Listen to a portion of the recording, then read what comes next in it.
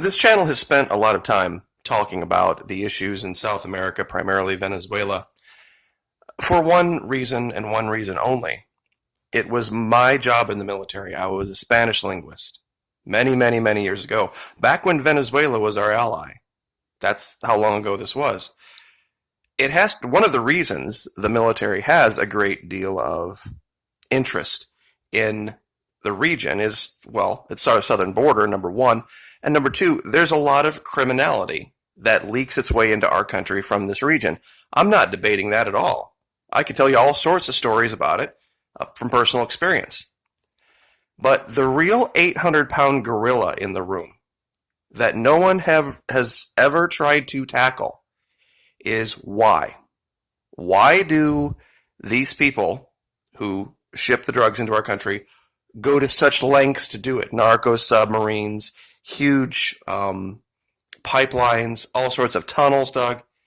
The reason is there's a lot of money in it. There's a lot of profit in it. There's a lot of people in this country willing to pay top dollar for what they're bringing. If there were no profit in it, they wouldn't do it. And I have some proof that the real way to stop this is take away the profit motive. There's something happening, and has been happening for quite a while, in Mexico, Ecuador, Venezuela, that has been kind of kept under the rug. See, drug dealers are getting out of the drug dealing business, and they're getting into another business that's even more profitable. What is it? It's fuel smuggling. You see places like Venezuela and Ecuador that have very cheap, low-cost fuel. These smugglers will come in, and because nobody's really paying attention so much to gas trucks as much as they are trying to find people smuggling drugs, they can smuggle this stuff to places where fuel isn't subsidized and make a huge profit. Pardon me. Now we're going to start somewhere today a little bit different. This is up in Canada. Now, some people would look at this and go, oh my God, what a terrible idea, an opioid vending machine. Well, it uses biometrics to make sure that the people that are getting the drugs are the ones prescribed the drugs, but it doesn't really address the problem in the sense that it's the people that are getting the drugs, that don't need the drugs, that aren't addicted to the drugs, that are marking them up and selling them for an enormous profit. That's the real problem. That's the real drive here. And a lot of people think, oh, so you're anti-money. You want everybody to be poor. No, I don't want everybody to be poor. But I do want people to understand that you can educate people all day long about the dangers of opioids, and they're still going to take them. Addicts don't care about logic. That's part of the addiction. Same thing with booze, same thing with cigarettes, same thing with everything else. Now, and trust me, if it were marshmallows, it wouldn't matter about the addiction. If people are willing to pay top dollar for marshmallows or kitty litter or rice cakes or whatever, if there's going to be a demand for it, there's going to be a supplier. But the demand always precedes the supply. This is where I kind of diverge with the folks on the right on this. Because the folks on the right that think just stopping the supply will kill the demand are just fooling themselves. See, that's the whole point of the wall. Why build the wall when there's still this incredible demand in our country for what you're trying to stop coming in? You've got to kill the profit motive. You won't need a wall if the guys down there can't bring it up here at a profit.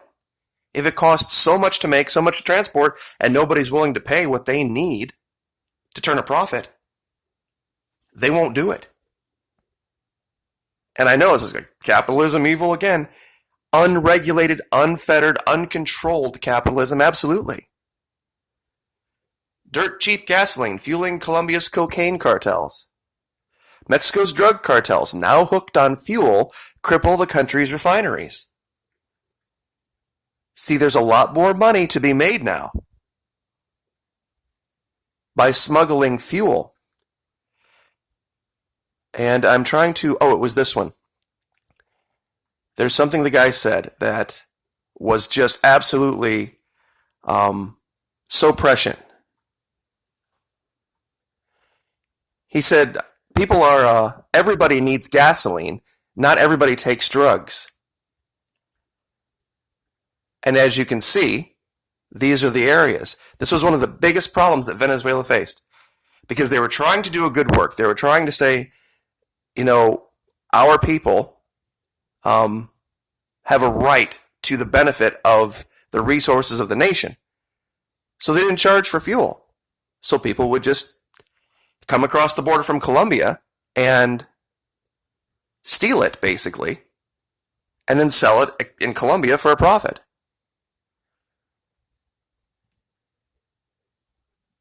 Here it is. Quote, "The business is more profitable than drug trafficking because it implies less risk," said Georgina Trujillo, a ruling party congresswoman who heads the lower house Energy Commission. This is in Mexico. Quote, "You don't have to risk crossing the border to look for a market," she added. "We all consume gasoline. We don't all consume drugs." Extortion, violence, all of this is endemic to profit seeking, not just drugs. Right now, drugs are a very profitable thing, but now there's something even more profitable. And the same paradigm is starting to crop up around the smuggling of fuel. This proves the real issue isn't the drugs. The real issue is the profit taking. And some people thought, well, you legalize drugs and then the profit goes away. Well, look at what happened with prohibition in our country. Look at the rise of the gangsters during the time that it was prohibited. There's certain people that are trying to apply unaddicted logic to addicted people. And that's the real problem that we're having. And even the military, and we've covered this actually quite a bit during the Fitzgerald thing, the military can't even stop it. Our military, the biggest military, most advanced military in the world, has no prayer of stopping what's coming primarily out of Colombia and Peru. You see, because of Venezuela's ability to have their people get behind the idea that unregulated, unfettered desire for the most profit possible, that's a bad thing.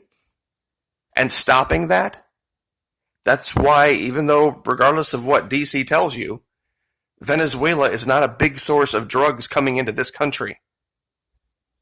The biggest source of drugs coming into this country, Colombia and Mexico. And now, because there's more money in fuel, they're smuggling that. So if they can't stop it, our military can't stop it. No wall's going to stop it. Why? Because the demand is here. The demand for it is up here. We started this. Before we had an immigration problem, before there was all of these quote-unquote illegals coming in, we had a thirst in this country, and it's just the case. It just is. And you can blame Big Pharma. Yeah, they've got some culpability in it, getting people hooked. But when we, as a nation, consciously say, wait a minute, there's no way I can pay $10, $15, $20, $25 a dose for whatever the drug of choice is.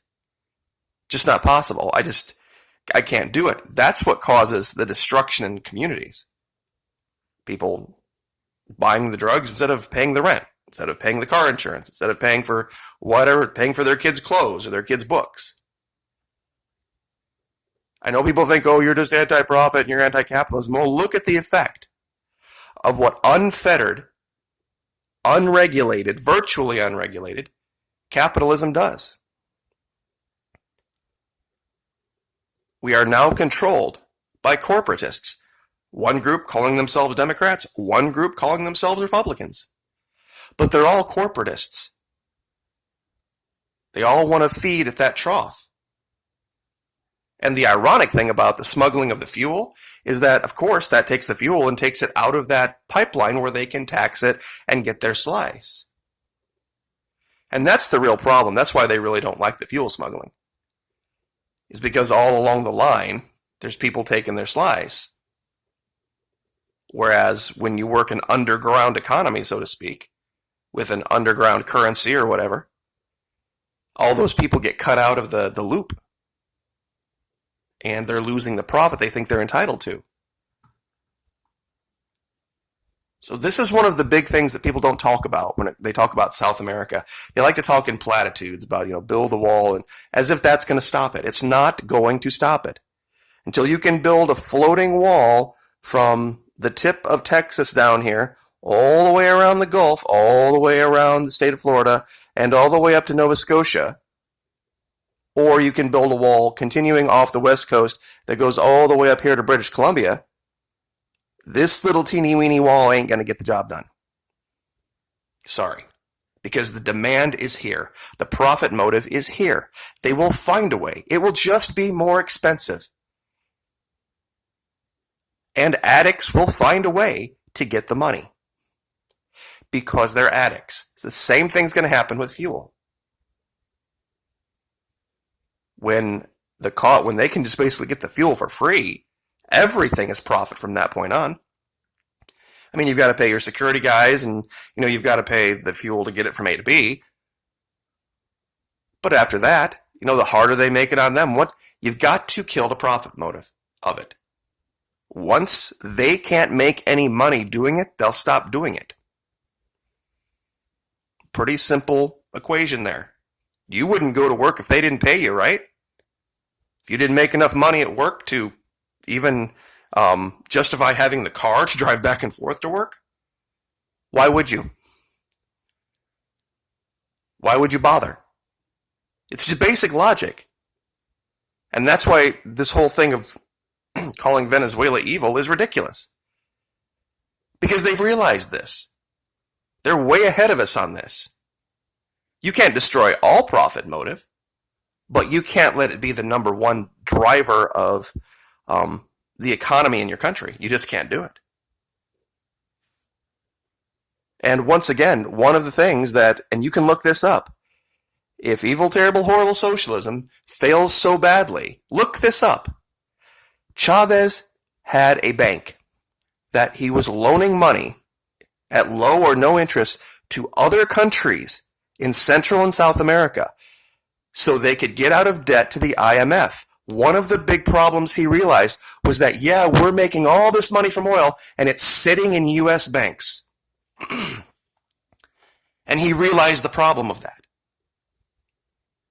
And so he brought all that money back home. And he repatriated all that wealth. And that ticked off a certain group of people. That certain group of people has gotten quite a few of my videos demonetized for even mentioning it. They don't like it when people call them out. Them and their 50 pieces of silver. Hint, hint. So, I will leave it there. Like, share, subscribe.